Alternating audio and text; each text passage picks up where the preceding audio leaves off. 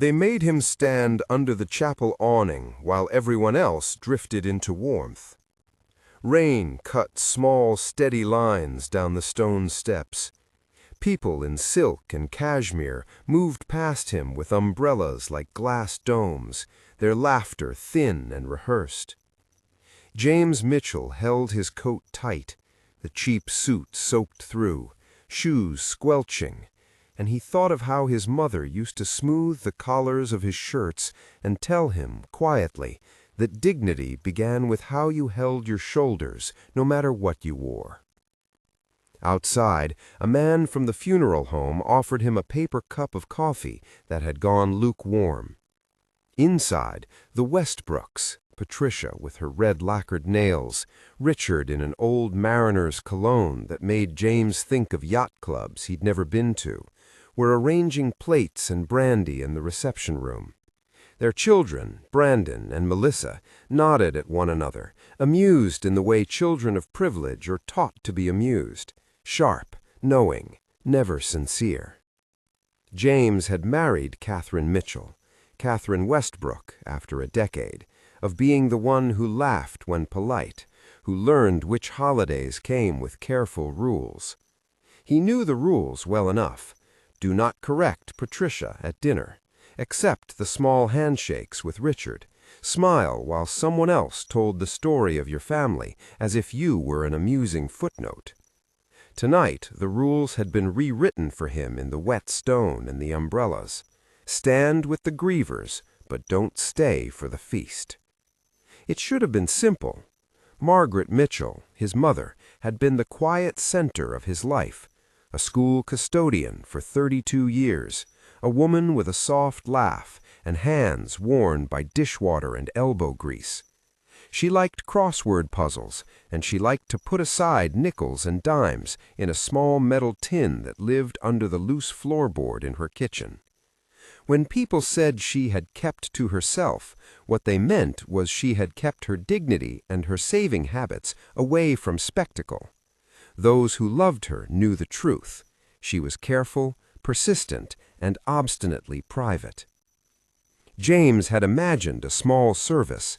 Margaret's co-workers filled 2 rows, their uniforms still smelling faintly of disinfectant and boxed dinners. A few neighbors came, 1 or 2 church friends, his brother from the other side of town. The Westbrooks, though, had the power of attendance. They brought catered food and a perfunctory sympathy that had an edge. Someone had decided that the reception would be held in the Westbrooks' dining room, a large room, an expensive mahogany table, a chandelier that threw jagged diamonds across plated salads. It was a room made to remind you who had the money to choose rooms like that. He stood in the rain while they ate.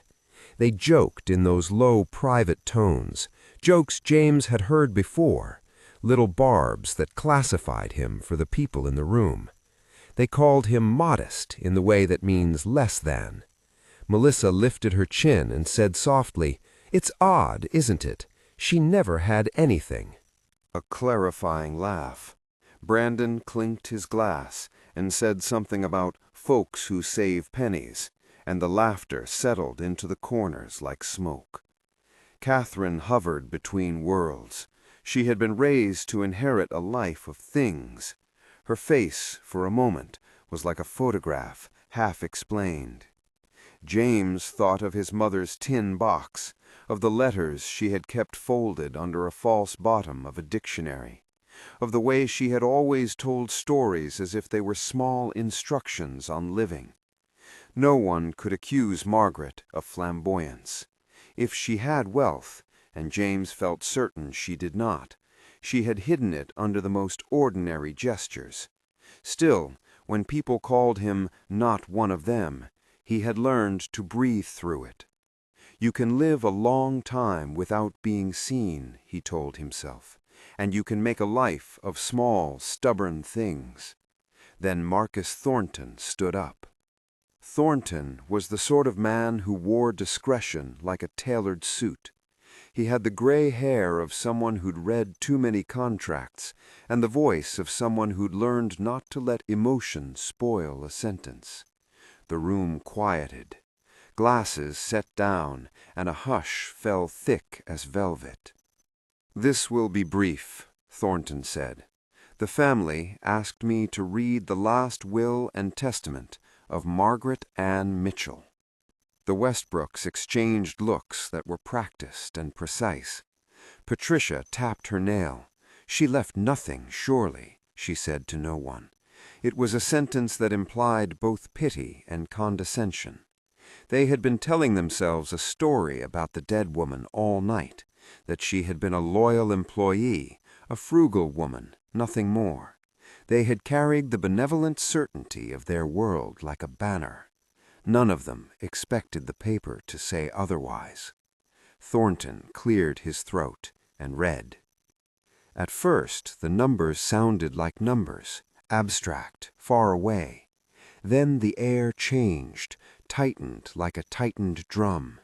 A portfolio here, a property there, a trust, a small but steady collection of assets accumulated over years of thrift and modest investments. Margaret's face as James had pictured it, folding laundry, saving nickels, none of it matched the mathematics that now named him in the language of law. "Be it known that I, Margaret Ann Mitchell, direct that my estate be held in trust for the benefit of my son, James Edward Mitchell, under the terms herein." James felt his chest loosen and then tighten all at once. The dozen small humiliations of the night, the nudges, the jokes, the exclusion, recurred in quick frames like film scratches. He could hear his mother telling him in the quiet of the kitchen that nobody owed him anything, and that people would always assume what they wanted to assume until given proof otherwise. Proof was arriving in a voice that sounded indifferent. Thornton continued. The reading grew precise.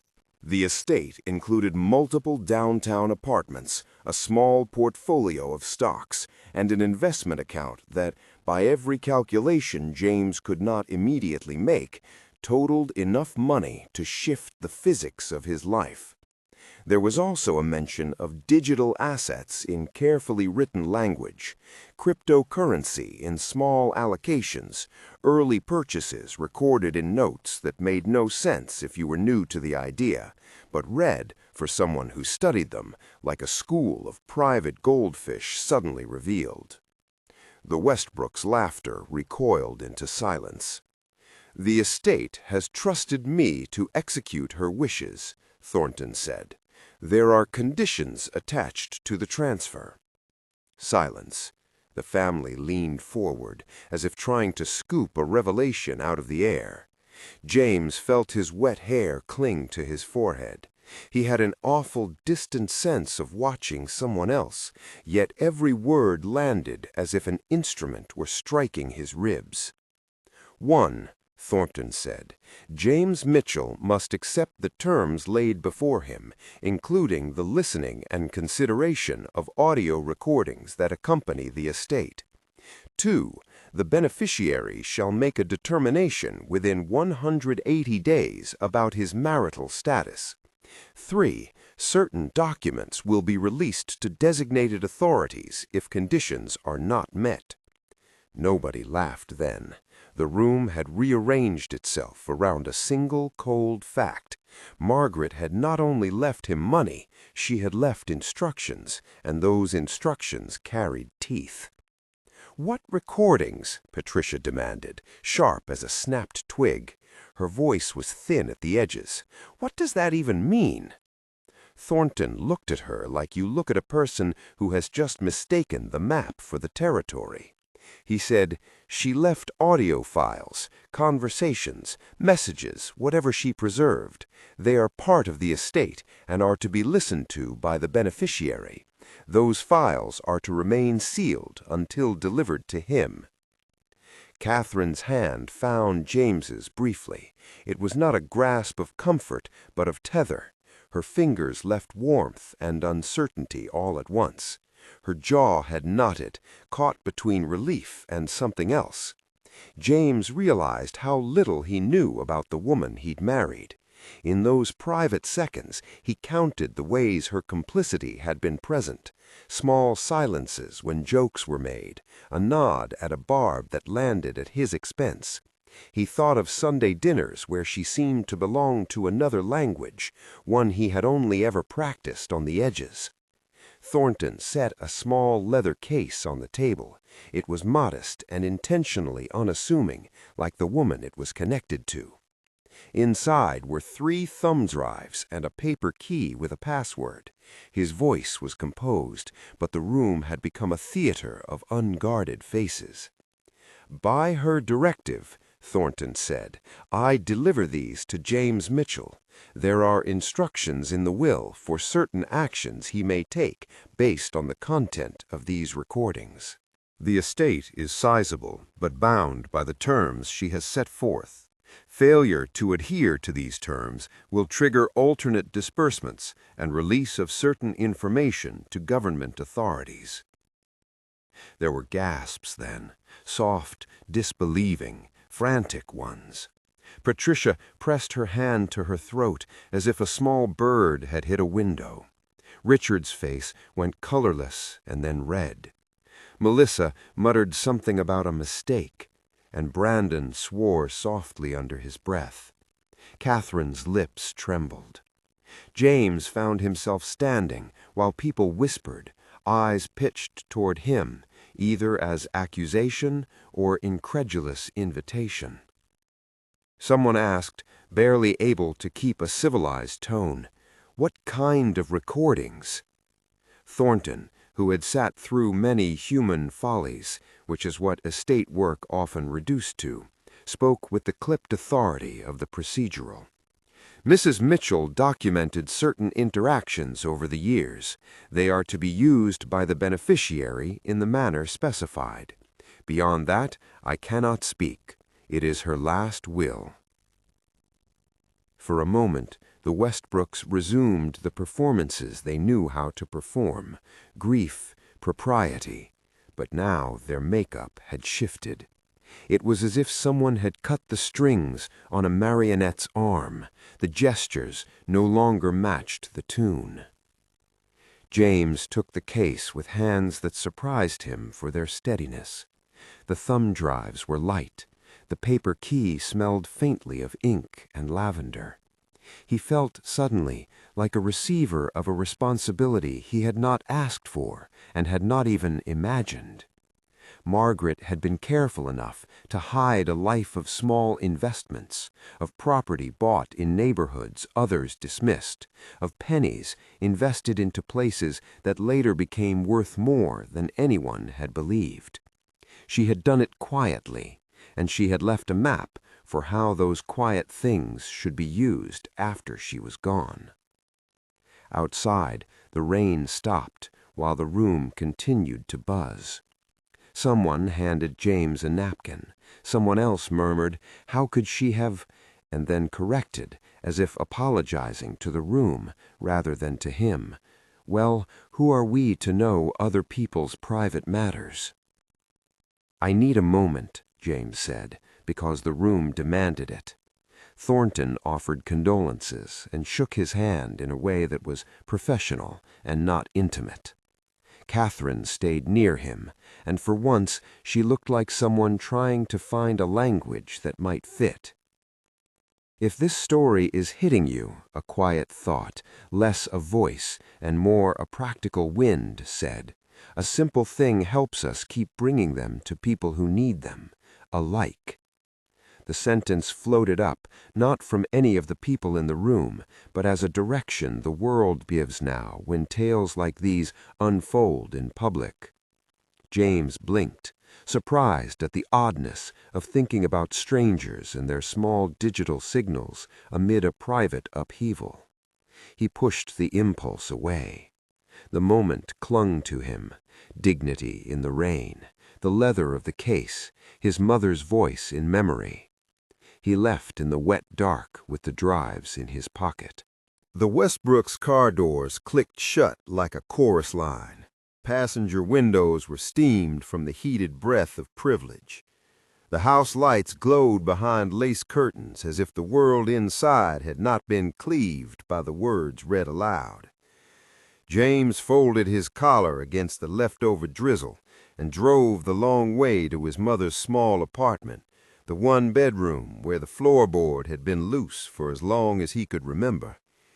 He lived now in a modest place, 2 bus rides and an old radiator away from the life his mother had kept secret. He had worked nights, he had done small things for other people. Money had been a series of problems solved with simple mathematics, rent, groceries, $7 saved for an emergency. Now, in his pocket, sat the result of decades of his mother's careful suspicion of ostentation. At home, he set the leather case on the table under a lamp that pulled a warm circle across the room. The thumb drives gleamed like the teeth of a small machine. He boiled water for tea, the way his mother liked it, lemon, very little sugar. The house smelled of the things his mother had never thrown away: old newspapers for packing, a jar of buttons, a sweater with a missing button that she had mended more often than it needed mending. He sat down and remembered her voice saying, "Life gives you small chances. You take 'em." He remembered the tin under the floorboard and realized with a slow-motion clarity that she had been taking small chances for a long time. Thornton's words about the recordings reverberated. He braced himself and slid the first drive into his laptop. The files were labeled in neat, almost clinical fashion, dates, places. He hesitated only a heartbeat before he pressed play. The first audio file was brief, a voicemail left on Margaret's phone, dated years back. The voice on the other end was muffled, but the tone was clear, laughter folded into speech. He showed up in the suit from that bargain store again. Honestly, it's embarrassing for Catherine. The laughter that followed felt predatory, like the chime of a trap closing. James felt a coiled knowledge unspool, a recurring pattern made audible, not just a feeling. The second file was worse because it was not a stranger's voice.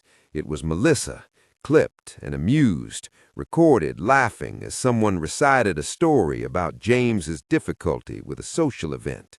Not family, she said, into the cigarette-scented air of some bar years ago. The recorder picked it up. The way she said it, soft like a seasoning, cut differently than any open insult. It was a mural painted in tiny repeated acts, small exclusions that accumulate into exile. James sat back and let the tea cool. The recordings were short, each a snapshot. Some were phone calls, some were recorded conversations at private parties where his mother wasn't present, but the subject was. The audio had no grand accusations at first, just a pattern of diminishing remarks, jokes meant to mark boundaries. But in a later file, the content changed. There was a conversation between Richard and Patricia that had the brittle ring of entitlement and the hush of someone counting their advantages aloud. "It's extraordinary," Richard said in the recording, his voice a practiced low rumble. "She kept accounts, can you imagine? All those years, keeping it to herself." Patricia laughed. "Why? What would she know of investments? It's comic." "Comic," Richard echoed, but with a long, slow edge. "She had a trust set up, small, perhaps, enough to make a foolish man comfortable if someone lucky inherits it. I suppose we'll correct that error." The recording drifted into something else, terms like correct and arrange, that had an unsettling legal timbre. James felt his throat tighten. He had always known how they spoke of him when he was not present. He had not known they had been cataloging her, making plans. He went through the files into the night like someone moving through rooms of a house he had not known he owned. Some recordings were cruel but petty. Some were practical, banal, and therefore worse. There was a voicemail from Catherine years ago in which she sounded like she was trying to be careful, careful not to make allegiance obvious. In one file, she said, "You know how he is," and in the background someone laughed and said, "He's not one of us." There was nothing spectacular, no dramatized betrayal, no sudden confession, just a lifetime of small excisions made visible. Margaret had collected these scraps. Margaret had expected that one day someone would need them.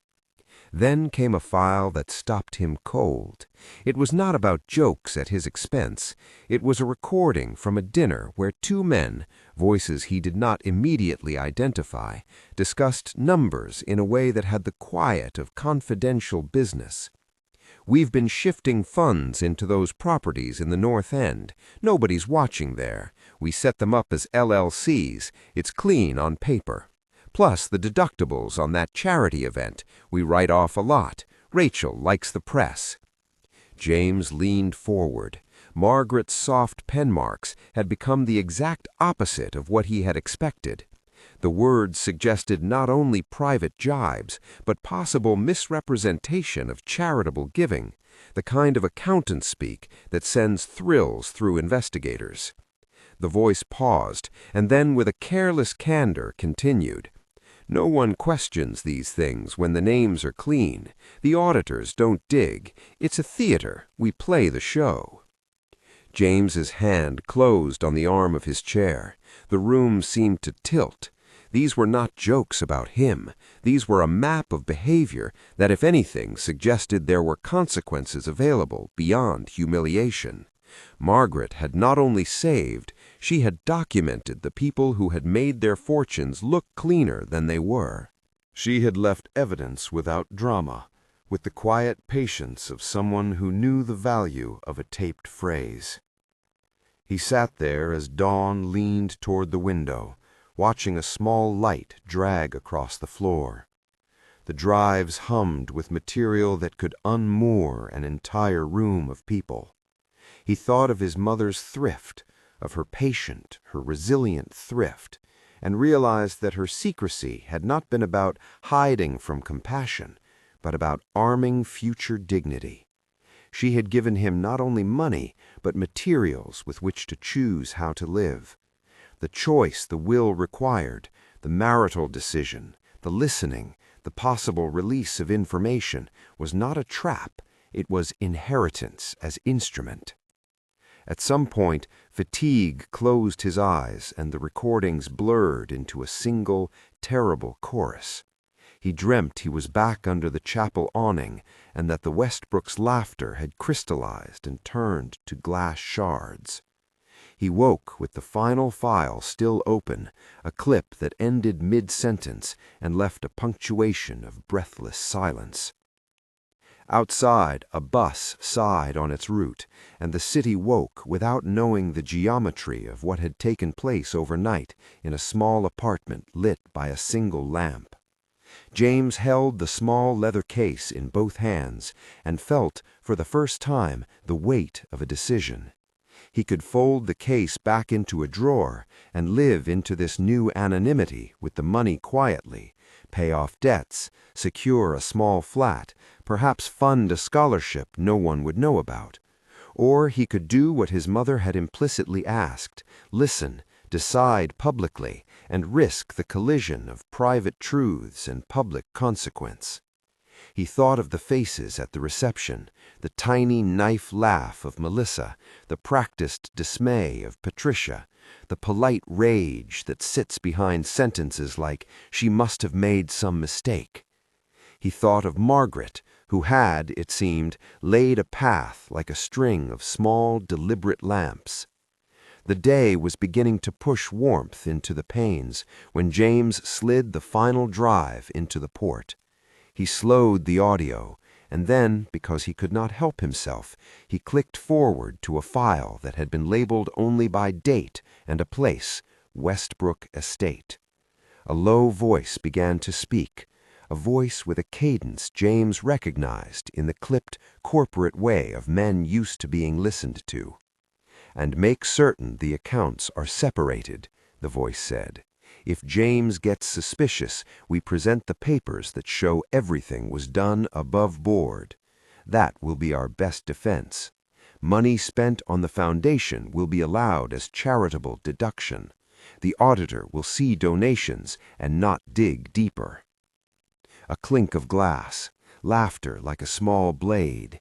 There was the hint of a plan centered around appearances rather than truth, an argument that money and story could be polished until no one would look behind the lacquer.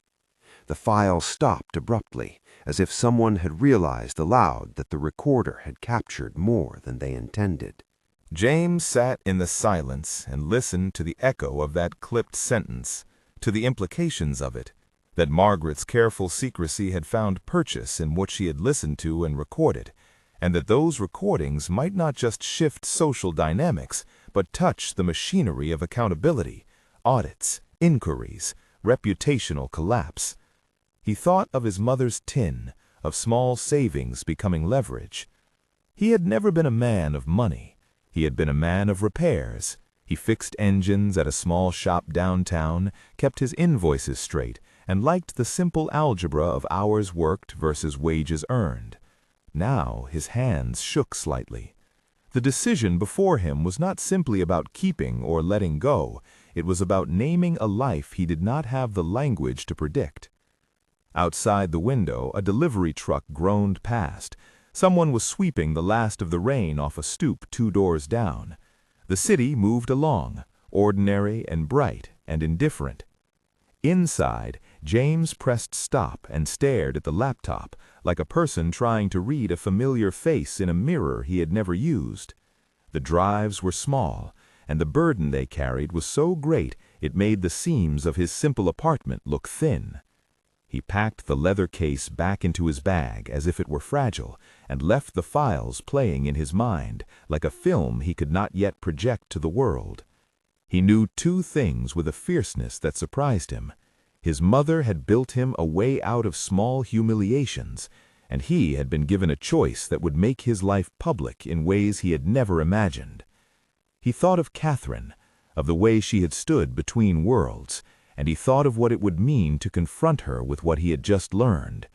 He thought of the 180 days the will allowed for a decision, and how thin that number suddenly felt when set against a life. He thought of the Westbrooks children, of their smallness disguised as entitlement, and of the possibility that a few recorded phrases could rearrange much more than dinner conversations. He stepped outside into the morning and let sun through the rain-soaked air warm the back of his neck. He had a leather case and a series of files, and a memory of a mother who had, in the most ordinary of ways, prepared for the extraordinary. He had been mocked and excluded hours before. Now the mockery had become a record. The rooms of the Westbrook house might be full of crystal and stitched napkins, but Margaret had tucked away the means to insist that the truth be heard. James walked slowly, the case heavy with everything he now needed to name. He had not made a decision yet. He had not told a soul. He had only begun to listen. The thing that waited at the end of that listening was not yet revealed. He had in his pocket the instruments of upheaval and the outline of a life he could choose to live differently. The first of the big questions had not been answered. Would he keep what his mother had given him and let the past remain private, or would he use it to shine light on the small cruelties and larger improprieties that had been recorded so quietly? For now he walked, and the city watched him go with its usual impartial gaze. The case thumped slightly against his leg, a heartbeat in leather. He did not yet know which way he would turn. He did not yet know which way he would turn. The first decision he made was small and practical. He would tell no one for a day. He wrapped the leather case in a dish towel and slid it into the drawer where his mother kept her stationery, the place where, as a boy, he had once hidden a crayon and been scolded with a softness that felt like protection. He called in sick to the shop with a voice that did not betray how the world had rearranged its furniture overnight. Then he walked. He walked because movement sharpened thought. He walked past the playground where kids were trying to balance on a low wall, past the bodega where Mrs. Alvarez tucked a free pastry into his bag sometimes when she thought he looked thin. He walked to the public library, to an alcove of the 4th floor where the light came in long and quiet, and there, at a small table with green metal reading lamps, he listened again. The recordings were still criminally ordinary in structure, small, disarming remarks, clipped conversations that sounded like business as usual for people who had never had to count pennies. Yet their cumulative effect was not ordinary at all. Under the seeming trivialities were patterns of omission and a handful of phrases that suggested more than mere snobbery. Phrases that implied manipulation of documents, suggestions of creative accounting, and the name of a charity that appeared in the same breath as a property purchase. He printed a list on library paper, dates, the gist of each file, phrases that suggested misconduct. He left spaces for questions. He circled one file, an off-handed comment about writing off expenses tied to a gala and the language of deductions used in a way that made his jaw ache. He had no legal training, but he had learned to notice patterns. His mother had too. That was the part that cut him most.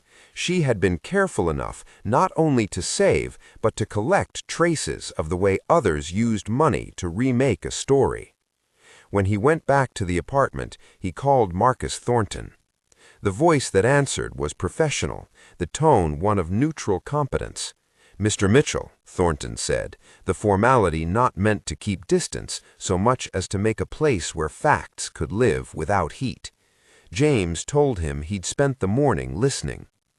"You don't have to tell me right now what you plan, but I can recommend counsel who deal with estates and possible financial misrepresentation.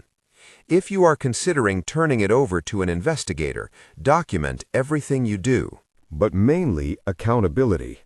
If there's wrongdoing, tax fraud, misrepresentation of charitable funds, I don't want it to keep hiding behind binners and press releases. There was a pause on her line, the kind that exists between people who know what bureaucracy sounds like and those who have felt its blunt edges. "Bring anything you have," she said. "We'll look. Preserve originals. Don't post this anywhere. We'll need logs, metadata if possible, witnesses if they exist. You did the right thing to call." He left the Thorntons' instructions and Sarah's words to simmer against each other. Secure evidence, act with discretion. That evening, he drove to the small cafe where Rachel Kim worked nights as a social worker and part-time barista. She had been a friend to him and his mother for years, bringing casseroles after an operation, volunteering at the school holiday drives, helping with paperwork when forms grew confusing. Rachel's voice was the one he trusted to calibrate gut and practicality. "You want me to be honest?" she said, when he explained, not shocked, but not without reaction. "This will change everything. If your family fights back, they'll try to make you look like a loud neighbor. They'll remember the suits. There will be press. There will be gossip." "I know," James said. "I'm ready for that. I want to do this the right way." "Good," Rachel said. "Then don't do it for vengeance. Do it because you want to set a different standard. I'll help you organize the files and find witnesses at the school who might corroborate things, colleagues who remember your mother saving and who can speak to her character. That's important for context. We'll preserve the emotional truth and the documentary truth." They made plans. Rachel would call former co-workers, and James would deliver the thumb drives to Thornton for secure custody before Sarah could request them. He felt like a man moving on a chessboard he had never known how to play. Each step required attention to both the legal and the moral. When he met Catherine the next Sunday, she was quiet and guarded. She had the carefully contrived look of someone trying to appear grief-stricken in a way that might still protect reputation. She asked about his mother's funeral arrangements again, made small inquiries about Thornton, and then asked, with a voice that suggested innocence, what he planned to do with the estate. For a brief moment, James considered lying. He thought of the warmth of an old life and the temptation of private security. He imagined paying off the shop's rent, not waking at 2 a.m. to patch a client's broken starter, buying a paintbrush that wasn't a hand-me-down. He imagined a life where the Westbrooks barbs could be answered by a quiet check. But he thought of Margaret, her methodical night of hiding nickels, her patience in the face of others' condescension, and something in him answered more loudly. She had left him a path for dignity, not hush money. "I'm thinking," he said slowly. "I'm thinking about what Mom wanted." Catherine's face shifted in small ways, hope, then calculation. "You could keep it private," she said softly. I could," said James. "I could do that, but I don't think that's what she planned." Catherine left the sentence unfinished. James took it as a private, not malicious, admission of the cross pressures that had always shaped her. He did not try to bargain. He wanted clarity, not complicity. In the weeks that followed, the legal machinery moved with the deliberate slowness of things that must be precise. Thornton logged the handoff. Sarah opened a preliminary file and requested that James not publish the recordings. Marcus Wu began a background review of the Westbrook charities and their filings. Journalists called once the quiet became a rumor. One page of the main local paper hinted at a disturbance among the city's social registers, and then took its paragraph back when an editor remembered discretion. For a while, the story lived on the edges of polite conversation and the center of a small, aching dread the Westbrooks could not hide. They reacted how people who had never known limits react to the possibility of limits, with a blend of flinty denial and performative righteousness. Patricia retained a public relations consultant and sent letters to friends about respect for privacy. Richard gave terse interviews about the virtues of charity and the importance of protecting donors. Melissa and Brandon filed posts on social media that read like stylistic defenses of family honor. The Westbrook Foundation posted a statement expressing deep regret that private family matters have become public, while reasserting their transparency of their financial practices. The performances were elegant and practiced, but cracks are visible even in lacquer. Yet the slow legal rain began to fall in small, inevitable ways. Thornton shared with James, in the privacy of his office, the notes of a review. Certain donations had been routed through shell LLCs with a complexity that suggested tax benefits beyond the stated charitable purpose. Expense reports for galas contained duplicate entries. Property titles had been layered to obscure beneficial ownership. Thornton used terms like red flag and anomalous patterns. He was careful not to promise outcomes, but he was frank that the materials James had provided, Margaret's recordings, were the kind of human detail that often pried open what spreadsheets tried to conceal. When Sarah Chan and Marcus Wu requested a full audit of the Westbrook Foundation, the response from the foundation was immediate and theatrical, an announcement that they would cooperate fully. Cooperation in these circumstances often means months of document production, letters between counsel, and consultants hired to translate suspicion into acceptable ledger entries. Still, the wheels turned. James expected attacks, opinion pieces that painted him as opportunistic, friends who would choose the side of comfort. He received some of both, but he also received unexpected kindnesses, calls from his mother's former students, now adults, who remembered her tenderness and wanted to tell him it was all right to seek what was right. A letter from Principal Thompson, who offered a small room at the school for tutoring sessions and volunteers.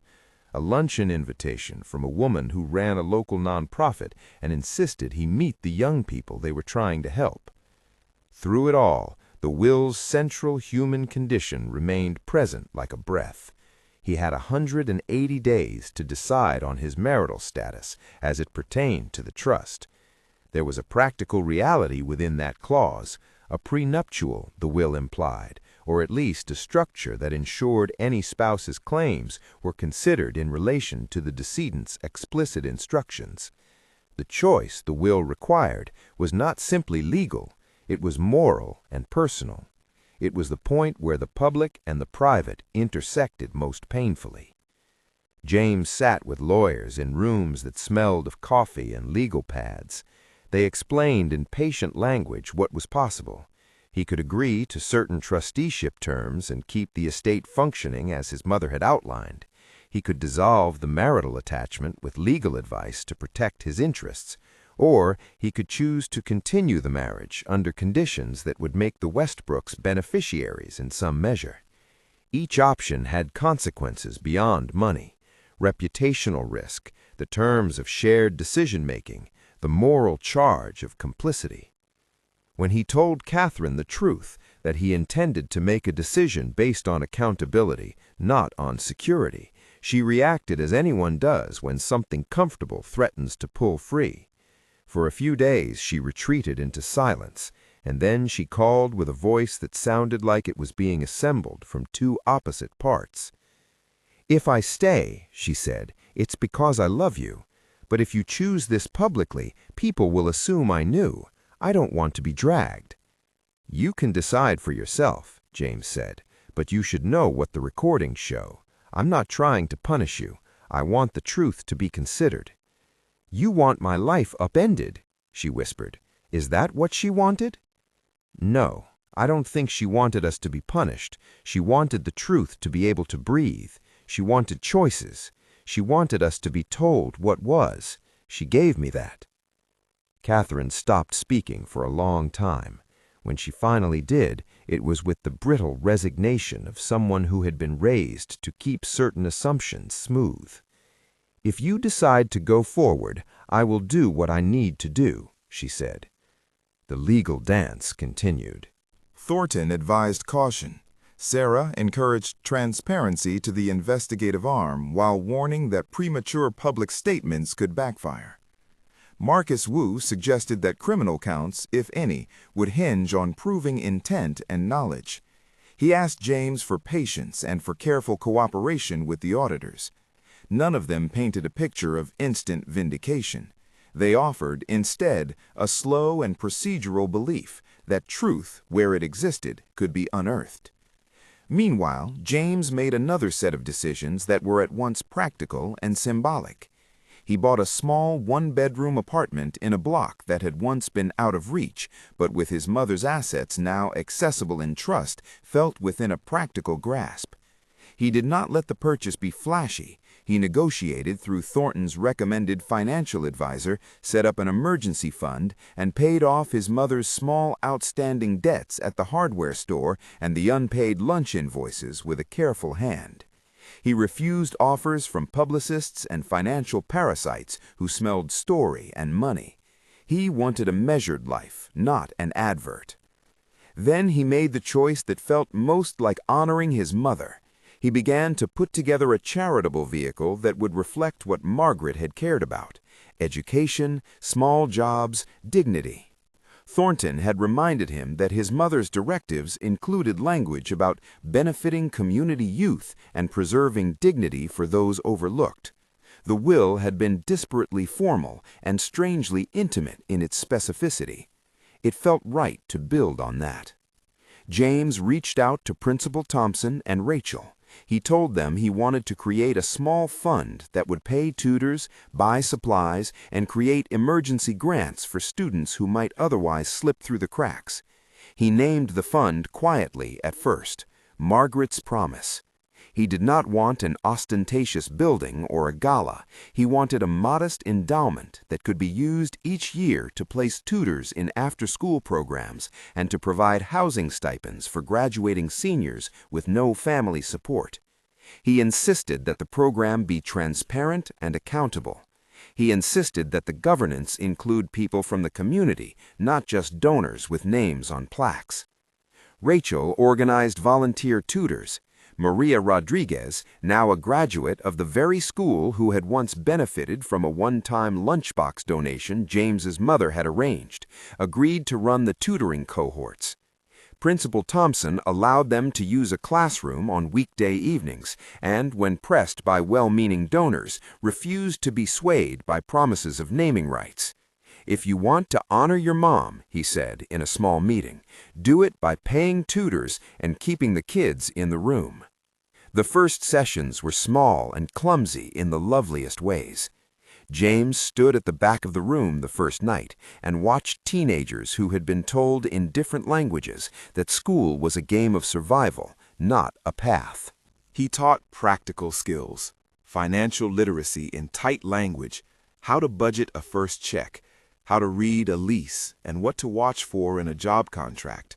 He taught by example, punctuality and care in return, a gentle insistence that dignity could be practical. He brought lunch on nights when the program's budget hit a low patch. He paid a retired math teacher who had once been his mother's colleague to run math clinics. He hired a few of his former shop apprentices as paid mentors. Word spread slowly, in the best way, by names. Students told friends. Principal Thompson recommended seniors. A local pastor offered space when they needed it. The mornings after the first tutoring nights, James would check the attendance lists and feel that same thrilling, strange weight of responsibility that had sat in his lap the night he first listened to the drives. Meanwhile, the investigations found traction. Auditors discovered discrepancies in the Westbrook Foundation's returns, donations paired with expense entries that did not match receipts, properties listed as leased when in reality they were titled to LLCs with obfuscated ownership. Marcus Wu's preliminary review flagged suspicious transfers timed just before certain tax reporting windows. Sarah Chen's audits unearthed duplicate deductions and irregularities in gala expenses. The headlines shifted from social rumor to financial scrutineering. Rather than immediate criminal indictments, the Westbrooks experienced a different machinery of consequence. Public donors withdrew pledges. Non-profit partners issued statements about reviewing their relationships. And a small but influential group of board members at the foundation resigned rather than face continued scrutiny. The foundation's events were canceled. Its flagship gala, which had once been a garden of cameras and toasts, dissolved into a memo about unforeseen circumstances.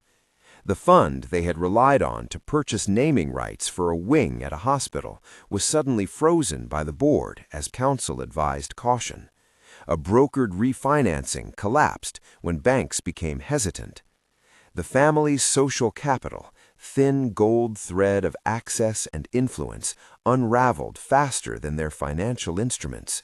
In salons and country clubs, people weighed the optics of association.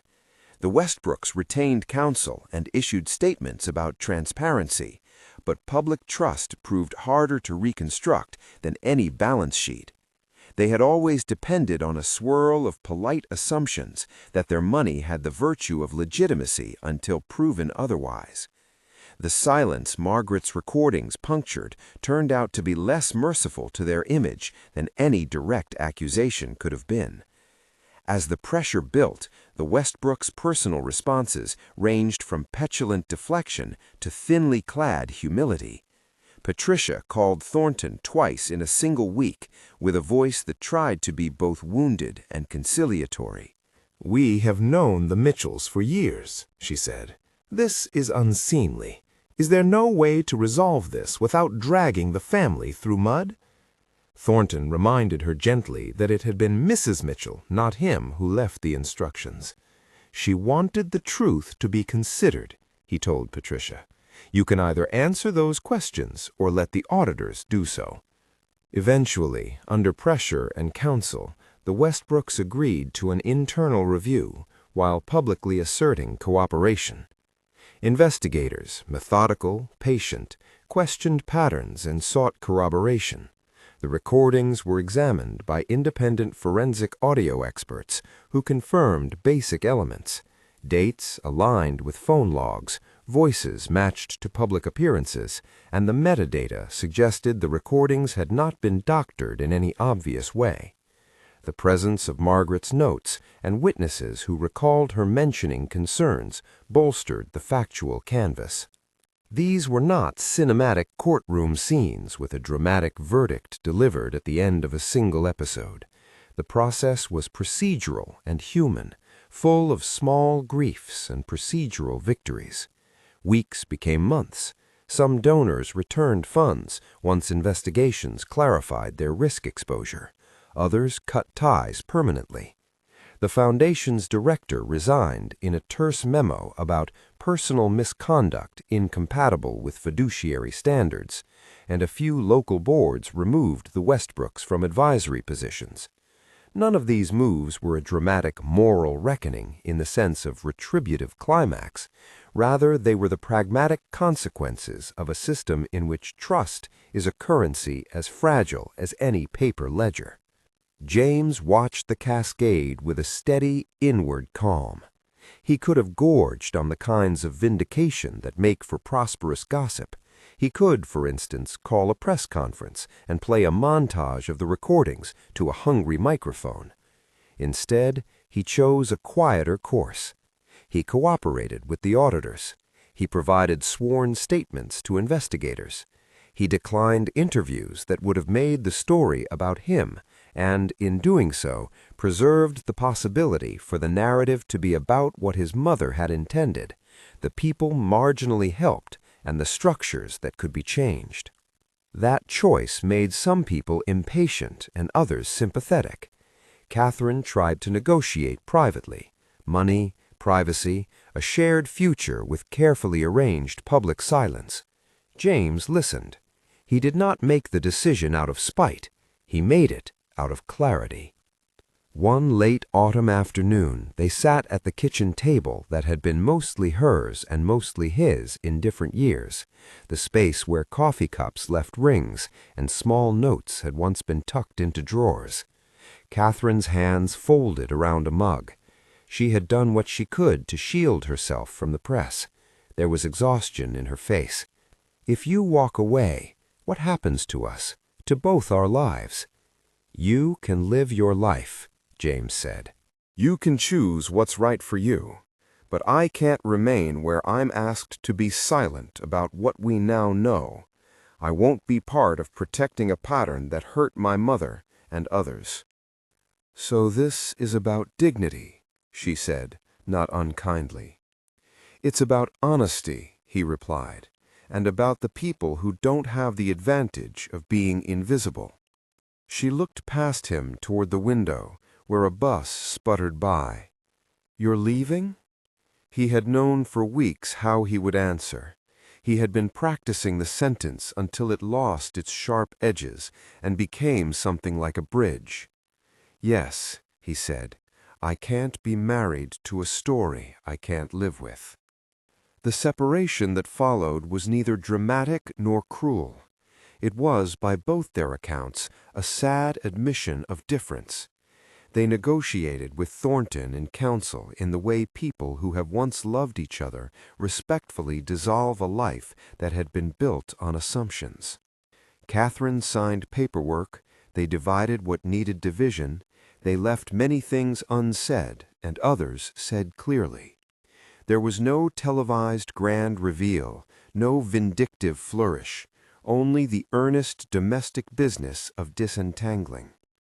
With the marital prospect off the board, certain clauses in the will activated in ways Thornton had warned him about. The trustees met. The trust formally transferred a portion of the estate into a community-directed foundation.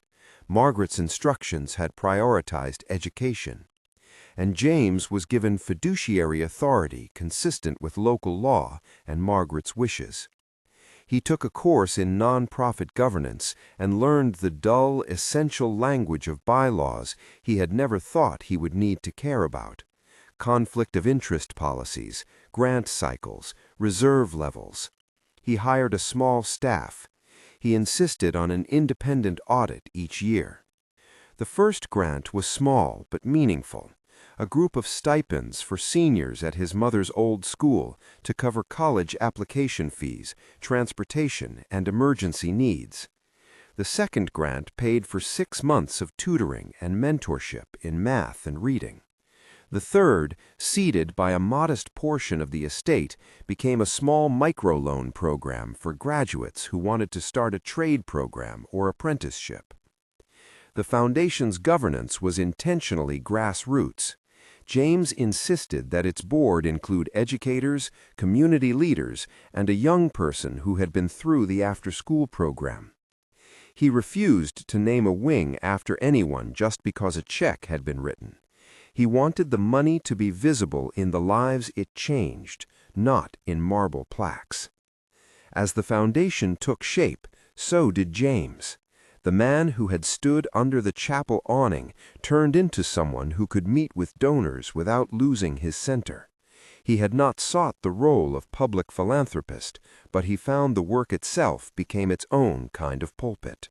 In meetings, he spoke of practical dignity, secure housing for students in their final year, paid internships, the small things, lunches, homework supplies, that prevent shame from becoming a barrier to learning. Outside the foundation's modest office, the Westbrooks world continued to fray. They hired new counsel and tried to salvage reputation through donations to other causes, but their social invitations shrank like ice in the sun. A few formerly loyal bank partners distanced themselves. In a private deposition, a former campaign manager admitted that the foundation had been used to soften certain real estate purchases. The language was careful. The outcomes, at first, were administrative: audits, fines, returns of improperly deducted sums. The press called it reparative accounting. Some donors sued for misrepresentation. Others settled quietly. The narrative, less cinematic than James had once imagined it might be, became a record of small adjustments to a once polished machine. The human costs were real.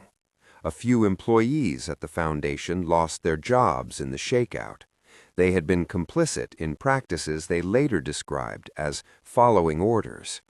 The Westbrooks faced loneliness as social calendars emptied and philanthropic appointments were canceled. Margaret's recordings did not produce a theatrical courtroom showdown. They produced consequences in the real world, where reputations that had been built on assumptions required repair and sometimes restitution. James felt no joy in that. He felt only a steady sense of responsibility. He refused to gloat and refused attempts to make him a symbol. He had his mother's recording of a small life and had been asked to use it wisely. That was enough. One winter afternoon, a small group gathered at the school to celebrate the launch of the first scholarship named in Margaret's memory. The room smelled of coffee and printer paper.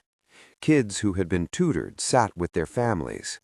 Principal Thompson stood and spoke of Margaret's kindness as if it were an artifact people could hold in their hands, modest, certain. Maria Rodriguez read a note from a scholarship recipient who had once slept on friends' couches before a place opened that allowed her to finish school. She spoke of not only the money, but the way someone had shown up and believed in her enough to say, "You deserve this." James listened and then spoke. His voice was neither grand nor meek. He spoke like a man who had learned how to hold small truths in public. He said, "My mother taught me that dignity begins with how you hold yourself. She taught me that little things are not little when you've only been given small chances. She didn't want money to be a weapon or a secret. She wanted it to be a way to expand what we think is possible in a life. That's what this is for. There was applause, gentle and sincere. After the ceremony, a cluster of students came to him and asked questions about budgeting, car ownership, and whether a person could change their name and still be okay. He answered with the same practical insistence he had taught in the early evenings. Yes, the ledger will help. Yes, save a little when you can. Yes, you are allowed to imagine something better. The months that followed were full of small, quiet rescuing. A senior avoided eviction because of an emergency grant. A young woman received tuition money to finish a certificate in nursing. A boy who had been late to every test found a tutor who made algebra make sense. Each incident reshaped the contours of what had felt like a lonely inheritance into a field of small, active possibilities. Sometimes late at night, James went back to the drives and played small clips, not to feed the story, but to remind himself what had been asked of him. The recordings no longer felt like traps. They were evidence, yes, but also a ledger of a human life that had watched and recorded as people made choices. He sometimes listened to a clip of his mother humming as she swept the floor. The sound steadied him. There were encounters with the Westbrooks, always awkward, sometimes icy. On one occasion, at a community meeting about school funding, where both sides were present, Patricia tried to approach him and instead hovered like a weather system that had lost its predictable path. She offered a thin apology, an acknowledgement of the pain the entire affair had caused. James accepted the words as what they were, words. He did not press for more. He did not want theater. Brandon and Melissa did not find redemption easily. Some of their friends left them, some remained. A few wrote op-eds about privilege and second chances. In social circles, the Westbrooks' name still opened doors in certain places, but far fewer people trusted their invitations. They had been, as Margaret's recordings implied and the audits confirmed, architects of a system that dressed itself in benevolence. The unraveling was messy and, for some, instructive. True justice is less tidy than revenge. When formal complaints led to fines and required restitution, those financial consequences were used, not by James, but by court order and settlement agreements, to replenish some of the charitable accounts that had been misreported. A small portion of the momentum that had once bankrolled parties now redirected under independent oversight to the neighborhood programs that had been left out of the glossy brochures. The outcome was not redemption in the romantic sense, it was correction. One spring, 2 years after the funeral, James opened a new room at the school, a small workshop for trades and digital literacy. He had named it, quietly, the Margaret Room. There was no ribbon cutting with champagne. Instead, there was a modest open house with soup served in paper bowls and students showing parents what they had learned, how to fix a sink valve, how to code a basic website, how to present a resume. It was practical and ordinary and perfect. At the opening, Catherine came, not as a partner, but as someone who wanted to see what had grown from the eddies of their shared past. She stayed for a while, stood in the back, and watched kids trace letters in a career readiness workbook. Afterward, she approached James with a folded envelope and a small, reluctant smile.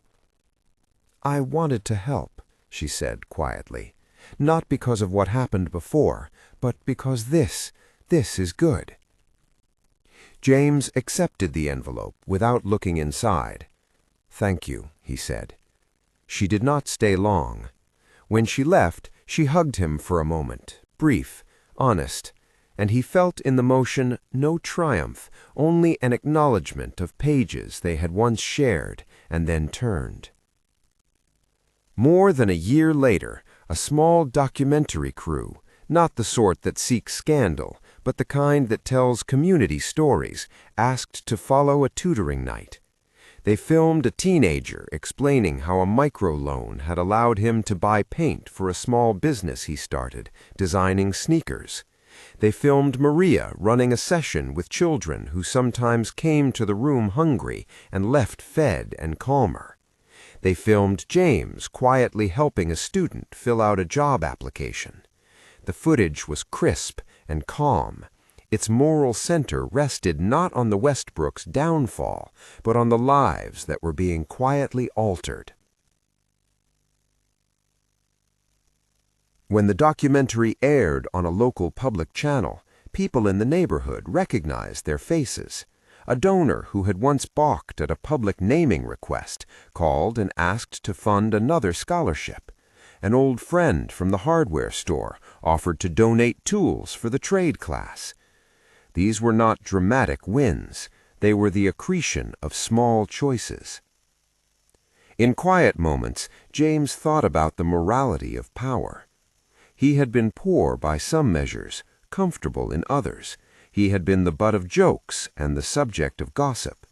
When he finally had resources, he did not desire revenge. He desired structures that made possible what his mother had hoped for, a life where dignity was not an ornament, but a tool. The money allowed him to do practical things, pay tuition, guarantee shelter for a senior year, fund a laptop for a student. But the deeper transformation required more than cash. It required a narrative shift, a demonstration that people who are overlooked deserve not pity, but partnership. People who had stood under the chapel awning came to volunteer, sometimes timidly. The Westbrooks, largely removed from local philanthropy, watched from a distance as a new mosaic of civic life assembled. The lessons of the scandal were visible in the way donors asked more questions, in the way grant committees demanded independent oversight, and in the way families began to model giving that was accountable and humble. One evening, years from the night he first listened to the drives, James sat in a classroom painted by alumni volunteers. A blackboard behind him bore a chalk list of upcoming workshops: resume clinic, plumbing basics, scholarship applications, open session. A pair of teenagers argued over the best way to start a small haircutting business, while another student practiced an elevator pitch. The room had the warmth of a place that was used for living, not for image. He thought of his mother's tin box under the floorboard and laughed softly, a sound that had nothing of victory and everything of release. He had been mocked at a funeral in a world that had thought itself too elegant to notice him. He had been offered inheritance that required him to bear witness. He had listened and used the evidence not for spectacle, but for accountability and the creation of something generative. There were still moments of hard truth. Some people in his life chose to forget him. Some chose to remember him only as a figure in a scandal. A few older friends feared the attention would come back. Thornton retired a few years later and sent a card that read in careful script, "To the man who made a painful truth useful." Sarah Chen moved on to a higher post and sent a handwritten note affirming that caution and patience sometimes bear fruit. Marcus Wu continued his work on complex cases and, in one of their rare exchanged emails, remarked that truth is a stubborn thing when it is given to those who want to do good with it. The moral arc of James's choice was not one of theatrical conversion for the Westbrooks. Some of them, privately, made amends in small ways, donating to neighborhood causes without seeking credit, retreating from social posturing, but not all of them. Some never fully confronted their past behavior beyond defensive blurts. The consequences were not metaphysical, but real. Financial penalties, reputational isolation, the discomfort of others catching up to what Margaret had quietly known. Those were, in James's estimation, necessary outcomes of a world that had profitably ignored certain questions for too long. At a community event in spring, Maria led a small ceremony where the first cohort of scholarship recipients returned to speak about their next steps. One young woman, who had been the first to receive a housing grant, announced she had been accepted to a technical college and would be living in the new apartment complex that had once been a boarded building until a local developer, encouraged by public-private partnership, restored it with community oversight. Another student, who had been tutored for 2 years, explained that her grade point average had increased and that she was enrolling in a workforce training program. People clapped. Children ran about. The event had the real, grounding joy of small things done well. James, who had run errands that morning and fixed a loose pipe in the school bathroom with the same hands that had once repaired car starters, stood to speak. He did not rehearse a moral treatise. He spoke instead as someone who had learned that real inheritance is not an amount on a ledger, but the freedom to act in service of values. My mother's gift wasn't just money, he said. It was the chance to choose how to live. She tucked away pennies and a list of things she noticed. She made room for me to do something about what she saw. That's what I hope we've built here. A place that reflects her small, stubborn care for people who get overlooked. Afterwards, a woman in the crowd, a neighbor from the old block who had once been a client at his mother's lunch table, came up and took his hand. She'd be proud, she said. He thought of the wet stone and the umbrellas. He thought of the vial of recordings that had been the instrument of exposure. He thought of how the first humiliation at the chapel had redirected into a long, steady labor of care. He did not feel triumphant. He felt grateful and wary and determined. Years later, there was a small plaque in the Margaret room that read simply, "For the dignity she taught." It was not ostentatious. It was precisely the kind of quiet marker Margaret would have tolerated, a public gesture that honored private work. On the day the foundation rolled out a new grant supporting students' transitions into stable housing, James found himself at the edge of the room, watching a cluster of teens attempt to iron a shirt properly for an interview. A shy boy practiced shaking hands with a volunteer and then beamed when he finally felt the clasp right. The room hummed like a living thing. As the event wound down, a reporter, the kind who had covered the scandal at the beginning, but who had persisted in following the long story, asked James quietly whether he regretted his choices. He thought of mornings sitting in the library with the drives, the hours he had spent learning bylaws, the small triumphs of a scholarship recipient. He thought of his mother's tin, of the way she had tucked away small chances. "No," he said, "I don't regret it. If anything, I'm surprised how much quieter good work feels than any kind of retribution. The real inheritance was the permission to choose differently. That's what I try to pass on." The reporter nodded and turned her recorder off. For James, the long arc had no neat summation. It had only the continuing work of a life he was choosing to live in a way his mother would have recognized. Practical, modest, and insistently kind.